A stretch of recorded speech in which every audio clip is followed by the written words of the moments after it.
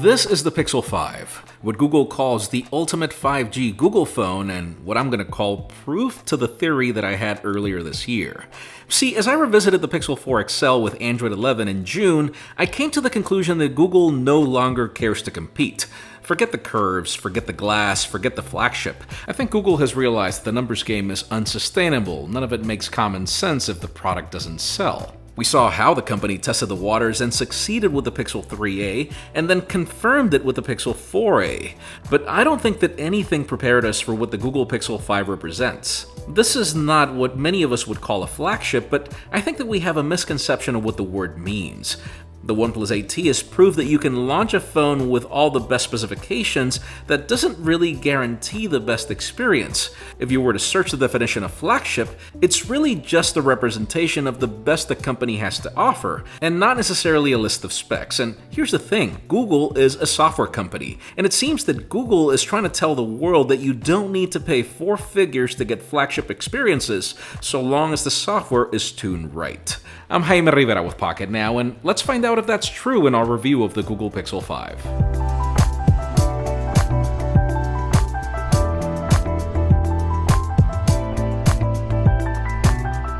This is one of those reviews that just couldn't be rushed because it's easy to let the numbers cloud your judgment. I'm going to ask you a couple of fundamental questions. Does your phone need to be made of glass to be considered high quality? Because I'm the one to prefer any other material that won't break. Do you want a phone that's fast, responsive, and can last all day, or would the guts matter more? Because frankly, I've tested just too many phones this year with great specifications and large form factors, but with clunky software that ends up draining the battery in no time. Also, do you want great photos, or do you still believe that megapixels and lenses matter more? Because I think 2020 is proof that a phone can be called ultra, cost you four figures, and fail. And really, our economy currently demands more a phone that can deal with the essentials well, and not necessarily be extravagant. Like the Pixel 4a, I'd also call the Pixel 5 cute. Its design is like a Frankenstein homage of years past.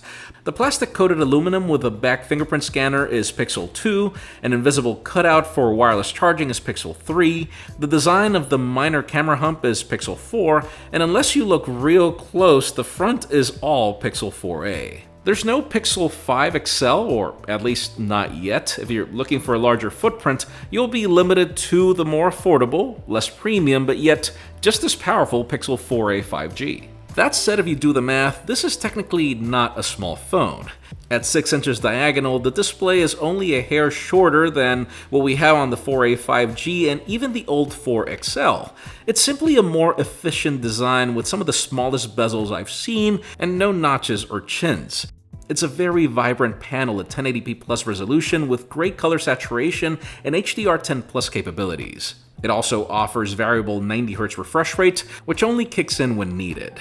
I wouldn't call it my favorite when it comes to brightness, and keep in mind that only one of the speakers is loud, as the obsession for reducing bezels meant the death of the earpiece in favor of vibrating glass.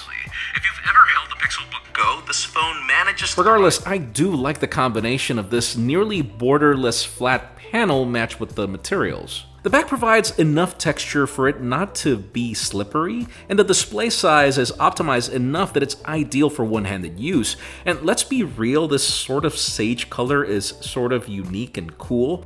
It's seriously refreshing to use a phone you don't have to constantly wipe clean, and I'd call this the first phone in years that I've been comfortable enough to use without a case, but keep in mind, Gorilla Glass 6 at the front or not, glass can break. So if you don't trust yourself, channel sponsor Subcase has you covered.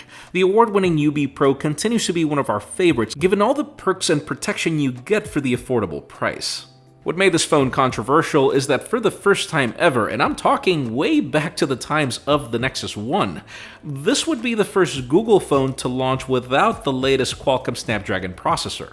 RAM and storage are decent at 8/28, but it's not the fastest there is, and then Wi-Fi is dated and Bluetooth is close to getting there, and about the only thing to celebrate is the massive battery, the IP rating, and the fact that it supports all flavors of 5G, even with its one-handed footprint. The only question left is if this phone can behave like a flagship if it's running on mid-range specifications, and I think that the company has already proven that with the Pixel 3a and also the 4a. So far, the Google Pixel 5 is almost everything I care about in a phone, starting with Android 11. Guys, this update was so essential that it made me switch back to the 4 XL a couple of months ago. Now, no Pixel has ever been slow by any means, so repeating the same fast and fluid statement gets boring. For me, it's really about the perks, like finally having order in the notification pane, as conversations are now stacked at the top. It's being able to control my smart home essentials from the power button. It's the little things, like a practical always-on display that even tells me what song is playing, or the convenience of calling on notifications with the fingerprint scanner. Best of all, guys, you can cry about the lack of that Snapdragon 865 all you want. I think that Google made the conscious decision to not adopt it in order to favor endurance with this phone. This is seriously a 2-day phone, and I think the sacrifice needed to not give us a tank-sized device was to choose a more power-efficient chip. Not sure if it has to do with my choice to continue using Google Fi as my preferred carrier for its way to jump between networks and at the same time provide 5G. Oh, and if you're worried about phone calls given the glass earpiece, don't. I actually find it crazy convenient in crowded environments, as this implementation is really loud.